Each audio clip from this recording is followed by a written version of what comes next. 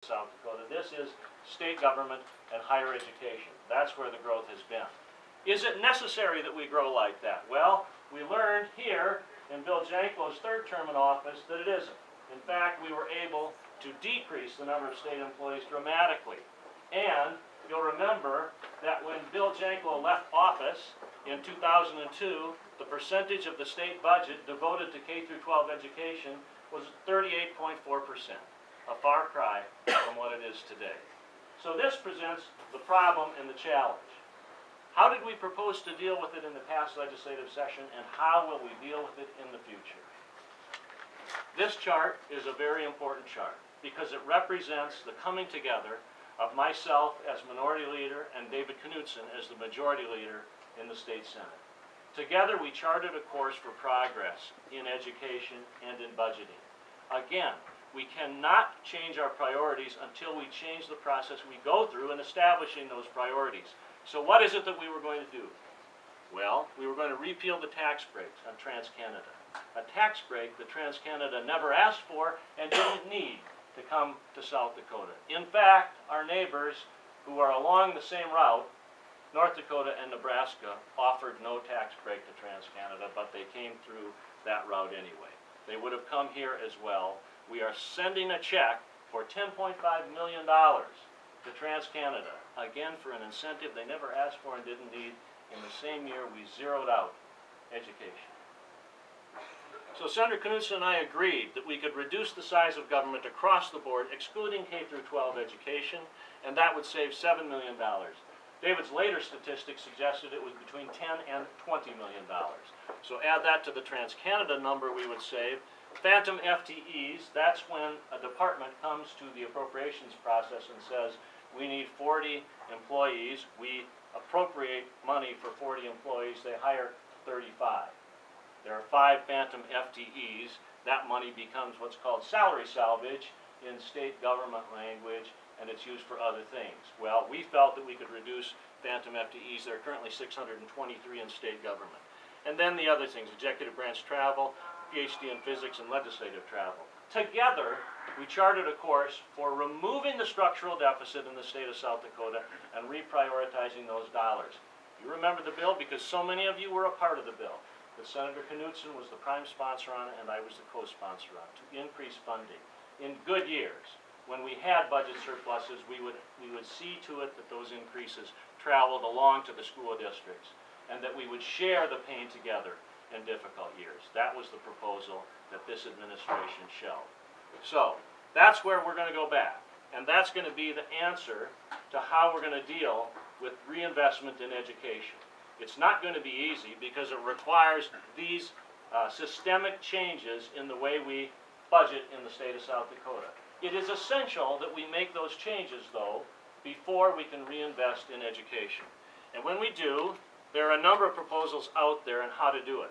I brought along just 2, and these are from the 2007 legislative session. That's how long we've been fighting this battle and proposing these changes be made for education.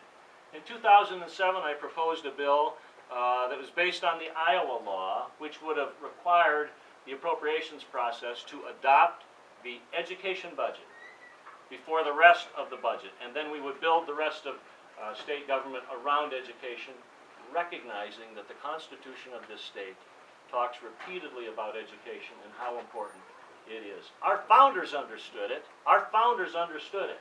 We need to rediscover that truth. One way to do it is to follow Iowa's example of adopting a budget for education before you adopt the rest of the budget. The second thing that I brought along is also from the 2007 session, and I brought it along just to make the point of the title of the act.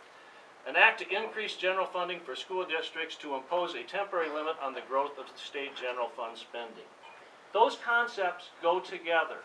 They go together in a state where we've seen this kind of unbridled growth in terms of the bureaucracy.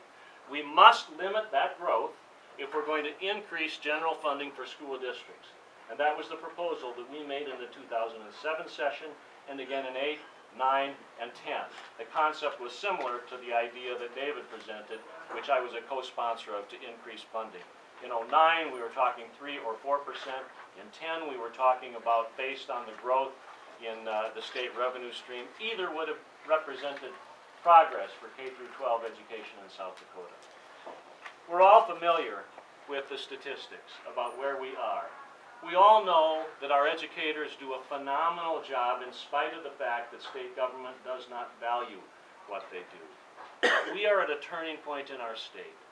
We will either continue to see this number of the percentage of the budget decline, and you didn't hear anything yesterday to suggest anything to the contrary from the Lieutenant Governor.